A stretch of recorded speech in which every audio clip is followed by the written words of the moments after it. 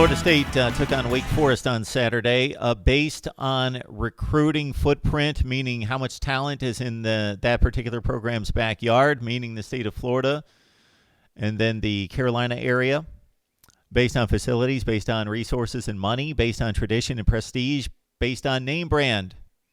Which team do you think emerged from this game 6-1, and which team is now 3-4? MarkRogersTV, the voice of college football, reviewing Florida State football as the Seminoles go down to Wake Forest 22-20. And my apologies and forgiveness needed from the Wake Forest fan base. If I'm neglecting your team, I'm taking the Florida State angle to a certain extent here. We've got a number of Florida State fans on the line, and of course this is the program to be under the microscope. Criticized of Willie Taggart's leadership of this program, going 5-7 in 2018 and off to a staggering start here at 3-4 in the ACC, and the narrowest of wins against the likes of Louisiana Monroe, 45-44 on a missed PAT in overtime. In this one, right out of the gate, let me give all credit, props, recognition, all respect to the effort and the talent of Cam Akers. 30 carries, 157 yards does not speak to the beating that this kid took, the effort that he showed, the talent that he displayed in this particular game, and he's been doing it the entire season. This is a kid that, of course, was the highest rated and recruited running back in the nation 2 years ago. Coming out of high school, had a big freshman season. Did not have a great season last year due to his own struggles, also the offensive line, of course. And then with the fit in offense, it was questioned whether he would be able to acclimate his game to this style of offense under Kendall Briles. But Cam Akers is a man, and he's carrying this offense right now and did in this particular game. The 30 for 157 only says so much. Not many backs in the nation in college football these days carry the football 30 times. I watched every play of this game, and Cam Akers made some tremendous moves. There was one particular run. He went through the hole. He made a guy miss in the backfield to start out, which this happened repeated times where he had to make a guy miss in the backfield just to get started, broke the line of scrimmage, and I think he did 3 spin moves in the span of about 6 yards. Just went boom, boom, boom, off guys. Not to completely make guys miss, but took the contact and still spun and spun and spun. Time and time again, Cam Akers made tremendous runs in this game, and again, totaled 157. First quarter action, Sage Surratt. Now, he is the playmaker on the Wake Forest side. 7 catches for 170 yards against FSU. This is the 4th time Surratt has surpassed 150 yards receiving this season. Just made Stanford Samuels look silly on a big play that led to a field goal. And Surratt again on a hookup with Jamie Hartman, with Sam Hartman, Jamie Newman, the former quarterback and the first-string quarterback for Wake. Sam Hartman making his first start for Wake in this one, and it led to a field goal by Nick Skyba, who is now 12 for 12 on the day. 12 for 12 on the season, 5 for 5 on the day.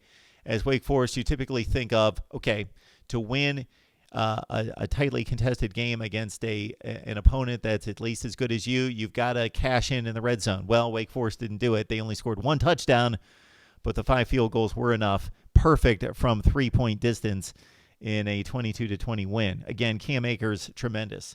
Kalen Laybourne, I would like to see this kid get the ball a little bit more. 5 carries for 12 yards. He had a 1 reception in which he gained a first down with 11 yards, and he knocked about 3 guys out of the way and contorted his body to get the first down. He's a tremendous talent as well. The Florida State offensive line continues to be less than impressive. On one particular play in which James Blackman was thrown around like a rag doll, the left tackle Bello just completely whiffed on the block. Not meaning that he whiffed, physically whiffed, had the guy in front of him and wasn't quick enough or mistimed the move. He went to the outside. He should have went to the inside. He didn't go to the 8 gap, as offensive linemen are taught to do, that the closest straight line to the quarterback is, of course, straight up the middle, so you work inside and go outside, and he missed the blitzer, and James Blackman got thrown around on that one. Sage Surratt killed Florida State on a Wake Forest touchdown drive. He almost scored the touchdown. He got it inside the 5-yard line, but there was a corner blitz. The safety, Levante Taylor, did not get over to cover Surratt, and he just streaked down the sideline, and it was a perfect pass from Hartman, and Wake Forest went up in this one after the Cade Carney touchdown. Cade Carney's been at Wake Forest for like a 15-year career, I think. But Carney scored from inside the 5, and Wake led it 12-7. Blackman took a shot in which he should not be criticized or blamed for this particular interception. Why Florida State didn't run the ball more, I have no idea. Cam Akers seemed to be gaining yards, even if most of it was on his own, at will at 6 to 7 yards a clip. Blackman took a shot on this particular series down 12-7 as Florida State was in the red zone, ready to score. Chase Monroe picked it off. Blackman just, took a shot right in the ribs, was delivering the football, needed that split second more to deliver it on time and in the right spot. It fluttered up in the air, was picked off by Monroe. Cam Akers with a first down on his own. Again, I noted that a number of times. This led to another touchdown, 14-12. Cam Akers also had a touchdown reception in this game.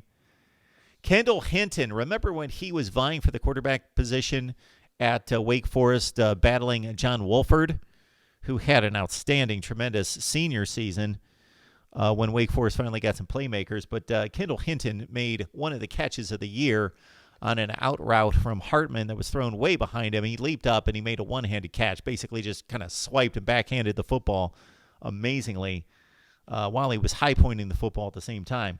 Or later he high-pointed one down the seam. He went, basically it was a post, and Hinton beat double coverage to snatch that one. Third quarter action. Cam Akers did the one thing bad that he did in this game, and it wasn't that he wasn't surrounded by 18 different players that were swiping at the football, but he fumbled down at the Wake Forest 10-yard line, so this obviously was key with a 14-12 game. Florida State could have went up by 2 scores. 8 minutes left in the third quarter. Akers fumbles. Corey Johns with a forced fumble, and Wake gets it back. On the next Florida State touchdown drive, this was inside the fourth quarter. Keith Gavin made his only catch of the day, but it was a really good one across the middle. And, of course, the touchdown drive resulted in a Tamorian Terry touchdown of 36 yards. Beautiful pitch and catch from Blackman to Terry, 20-19. But then Wake Forest comes back on a field goal drive that was dominated by Hartman, Carney, Surratt. Cade Carney had a couple runs in which he refused to go down, and Surratt had another great drive in this one, snatching some passes away from Florida State defenders. It led to the field goal, another Skyba field goal with 4.5 minutes left, 20-20. 4.5 minutes left. Florida State got the ball 2 more times. The one real shot they had, they got down to the Wake Forest 32, had to set up for a Ricky Aguayo 50-yard shot, and it was missed pretty badly.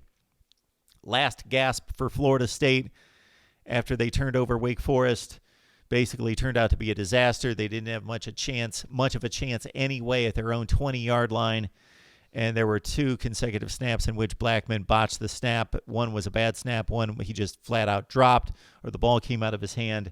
And the closing seconds just ticked off the clock, and Florida State had no chance to do anything with it.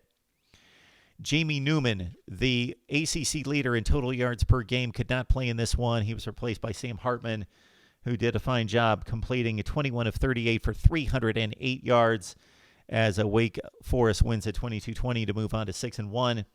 Florida State's defense, which came in 13th in the ACC in total yardage given up at 464 yards per game, gave up just the 5 yards. The 5 field goals, all 5 field goals were chip shots. Wake Forest could not punch it in inside the 10 only 1 of 6 times. So the Florida State defense gave up some yardage in this one again, but they stiffened in the red zone, and they gave up just the 5 field goals as Florida State, though, loses. So they waste a pretty good effort from their defense, maybe their best of the season, in falling to 3-4. Next up in Tallahassee is a date with the Orange of Syracuse. Wake is now 6-1. And they have lost to Louisville, so they still have a date with Clemson. Though theoretically and technically, Wake plays Clemson. Therefore, it's 6-1 with the loss to Louisville. They still have a shot to knock off Clemson head-to-head, have the tiebreaker, and win the Atlantic Division. Their next date, though, is in 2 weeks, November 2nd at North Carolina State. My thoughts mostly on Florida State football is Wake Forest is looking for a pretty special season for them at 6-1. Let's say they finish at 10-2. They could be the number 2 seed. They could be this year's version of Syracuse coming up in postseason play for the ACC and could make a bid to the Orange Bowl. For Florida State, they've got some work to do.